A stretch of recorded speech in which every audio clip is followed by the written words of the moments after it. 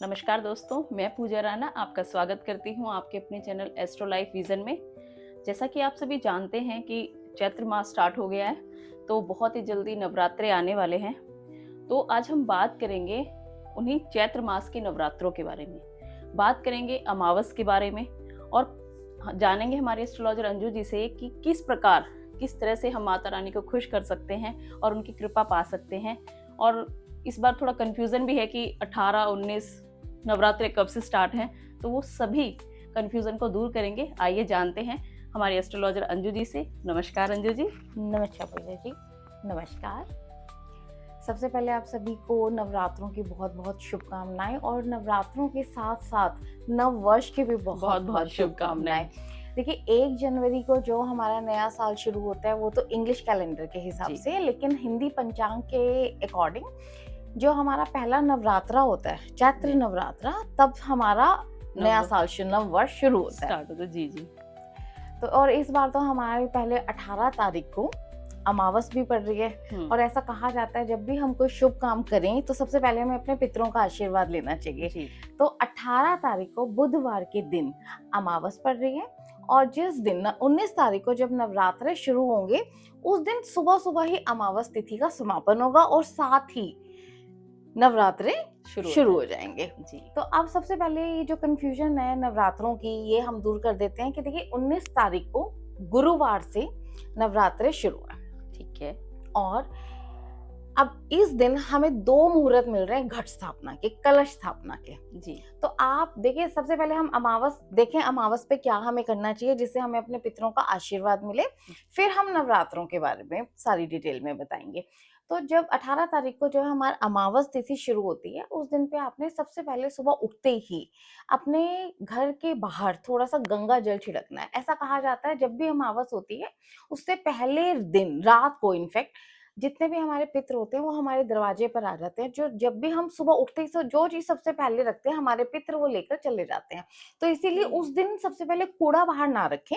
उस दिन आप सबसे पहले थोड़ा सा अगर गंगा जल का छिड़काव करें, अगर गंगा जल घर में नहीं है तो आप शुद्ध जल लेके उसका छिड़काव करें। और अगर हो सके तो एक दिन पहले रात को अपने घर के मंदिर में या किचन में आप एक लोटे में जल भर के रख दें और सुबह उठते ही जैसे आप दरवाजा खोलेंगे तो अपने मेन गेट के बाहर थोड़ा सा उस जल का छिड़काव कर दें। ठीक है। ताकि आपके पितृ, ऐसा कहा जाता है इस जल से आपके पितरों की प्यास बुझती है। जी। और इस दिन पे पितरों का आशीर्वाद पाने के लिए आप या तो सफेद कुर्ता पजामा पितरों के नाम से मंदिर में दे सकते हैं पंडित जी को, और मीठे के तौर पर आप खीर बना के या तो मंदिर में देकर आए या गरीबों को खिलाएं। और इस दिन आप पनीर कौओं को खिला सकते हैं, इससे भी आपके पितरों का आशीर्वाद मिलता है आपको। और पितरों के नाम से भंडारा भी लगा सकते हैं। दान पुण्य जितने भी आपकी क्षमता हो उसके अनुसार आप कुछ न कुछ जरूरतमंदों को डोनेट करें पितरों को याद करते हुए, तो इससे आपको अपने पितरों का आशीर्वाद मिलेगा। अब हम बात करते हैं नवरात्रों की। तो जैसा मैंने बताया 19 मार्च को गुरुवार के दिन से नवरात्रे शुरू हो रहे हैं। तो आप या तो एक दिन पहले अमावस के दिन ही 18 तारीख को शाम को अपने मंदिर की सफाई कर लें, नहीं तो 19 तारीख को सुबह सुबह, क्योंकि देखिए 19 तारीख को हमारी जो कलश स्थापना है वो सुबह 6:52 से 7:43 तक है उसका पहला मुहूर्त। जी। तो अगर या तो आप सुबह ही अपने मंदिर की साफ सफाई करें और फिर कलश स्थापना करें, और दूसरा मुहूर्त अगर आप किसी भी कारणवश सुबह के टाइम पे कलश स्थापना नहीं कर पा रहे हैं तो इसके 2 मुहूर्त है। एक मुहूर्त और है जो हमारा 12:05 से लेकर 12:53 तक है। ओके, मतलब वो फिर हमारा दोपहर को हो जाएगा तो हम उस पे कर सकते हैं ऐसे? कर सकते हो जो भी लोग मतलब सुबह मतलब जो मैंने भी आपको टाइम बताया 6:52 से 7:43 तक, अगर इसके बीच में कलश स्थापना नहीं कर पा रहे हैं किसी भी कारण से, तो उनके लिए एक और देखिए इस बार ऑप्शन है, सही बात है। दूसरा मुहूर्त भी है। तो आप 12 बजे भी कर सकते हैं। हाँ, कोशिश कीजिए अगर आप सुबह के टाइम करते हैं तो बहुत अच्छी बात है। बहुत अच्छी बात है। और ऐसा नहीं है कि अगर आपने सुबह नहीं किया और 12 बजे वाले टाइम पे किया तो माता रानी की कृपा में कुछ फर्क आएगा, ऐसा कुछ भी नहीं है, क्योंकि वो तो हमारा भाव देखते हैं, है ना। बिल्कुल। तो जैसा मैंने बताया अब कलश स्थापना की थोड़ी सी मैं विधि बता देती हूँ, है ना। तो अब आप क्या करें, इस दिन पे सबसे पहले एक मिट्टी का पात्र लें और उसके अंदर थोड़ी मिट्टी डाल के और जौ बीज दें, ठीक है। और अब घट स्थापना आपने कैसे करनी है, आप एक तांबे का लोटा लें, या कलश लें जी और उसके अंदर थोड़ा जल डाल दें, फिर उसमें गंगा जल डाल दें जी और एक सिक्का डाल दें। ठीक है, अब एक चौकी के ऊपर लाल कपड़ा बिछाएं और उसके ऊपर वो लोटा रखें और उस लोटे के अंदर 5, 7, 9 जितनी भी आपकी इच्छा हो उतने आम के या अशोका के पत्ते रखें, थोड़े से चावल के दाने डाल दें, एक सिक्का रखें और ये आपने अपनी घट घट स्थापना कर दी। अब इसके अंदर आपने एक नारियल रखना है। आप सब जानती हैं नारियल का बहुत महत्व है। बड़ा मतलब जी अब इस नारियल को रख के उसे मौली से बांध दे, ठीक है, और हो सके तो एक स्वास्तिक बना दे रोली से। जी तो ये हो गई आपकी घट स्थापना।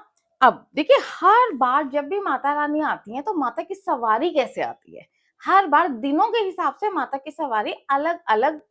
जैसे लेकर कभी आपने देखा है हम बोलते हैं कि हाथी पर सवार हाँ होके अभी आई लास्ट हैं, जो नवरात्रे थे उनमें जी पिछले नवरात्रों में हाथी पर सवारी आई आरोप थी जी उनकी, है ना।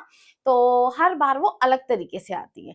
अब की बार माता रानी आ रही है पालकी में, डोली में, जी गुरुवार के दिन गुरुवार के दिन। जी तो देखिए कहते हैं कि जब पालकी में माता रानी है ना आ रही है तो इसका मतलब होता है एक बहुत बड़ा चेंज आएगा, प्राकृतिक थोड़ी विपदाएं आएंगी, आर्थिक अस्थिरता आएगी।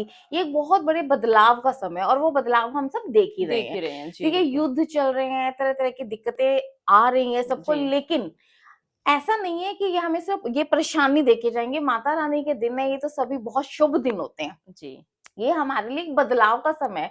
देखिए जब कुछ बहुत बड़ा बदलाव होता है उसके बाद ही कुछ नया होता है, जी तो हमें इसे पॉजिटिव लेना चाहिए।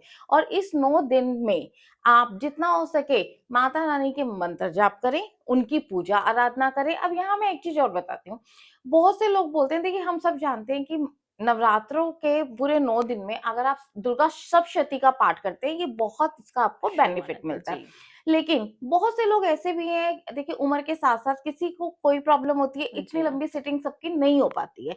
जरूरी नहीं है सब लोग एक साथ पूरा पाठ कर पाए या पूरी बुक पढ़ पाए, दुर्गा सप्तशती के 13 अध्याय पढ़ पाए।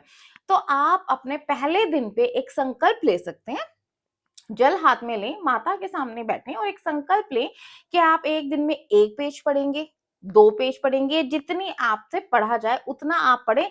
लेकिन इसे इस तरह से डिवाइड कीजिए कि इन 9 दिनों में ये आपका समाप्त हो ये जाए समापन हो जाए। जी जैसे कुछ लोग अष्टमी करते हैं और कुछ लोग नवमी करते नवमी हैं। करते हैं जी अगर आप अष्टमी कर रहे हैं, हमारे नवरात्रे चलेंगे 19 मार्च से 27 मार्च तक, जी तो 18 तारीख को अष्टमी है, 27 मार्च को हमारे नवरात्रों का समापन होगा और आप उस दिन पे हवन करके अपने और कन्या पूजन करके, जो लोग भी अष्टमी को करते हैं वो अष्टमी के दिन कन्या पूजन कीजिए और जो लोग नवमी में करते हैं कन्या पूजन करके, हवन करके आप माता का आशीर्वाद लें और इस विधि को समापन कर सकते हैं। जी बिल्कुल मतलब हम दुर्गा सप्तशती का एक पार्ट भी कर सकते हैं कि एक सुबह की एक आप शाम को हाँ, तो अगर ऐसे भी आप उसे हम हाँ, कर बिल्कुल आप एक पाठ सुबह कर सकते हैं, एक शाम को बिल्कुल कर कर सकते सकते हैं हैं और जो लोग किसी भी कारणवश पाठ भी नहीं कर पा रहे हैं, तो वो माता रानी के मंत्र जाप कर सकते हैं। ओम दुम दुर्गाय नमः। ठीक है आप इसकी 1 माला कीजिए, 2 माला कीजिए, 11 माला कीजिए, 21 माला कीजिए, जितनी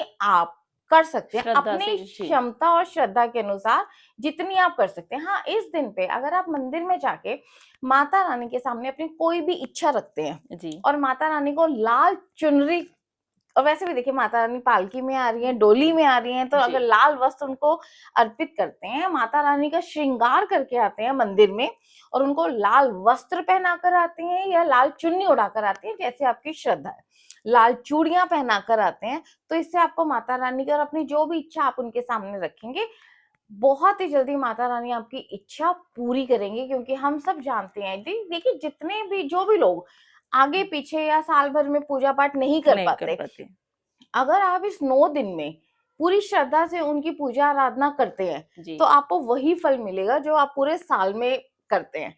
तो ठीक ये 9 दिन का इतना बड़ा महत्व है क्योंकि इस 9 दिन में हमारे चारों तरफ एक कॉस्मिक एनर्जी होती है, एक पॉजिटिव एनर्जी होती है। है जी तो जितना हम माता रानी के नाम जाप करेंगे, इनके पाठ करेगा, उतना ही आपको पॉजिटिव रिजल्ट मिलेगा। तो देखिए मेरे मुझे लगता है कि आपके सारे कन्फ्यूज़न दूर हो गए होंगे और इसी उसके साथ मतलब माता रानी की कृपा आप सब पर बनी, आप सब उनका पूरे दिल और हम उनका स्वागत करें। इसी के साथ आज के लिए धन्यवाद दोस्तों। धन्यवाद।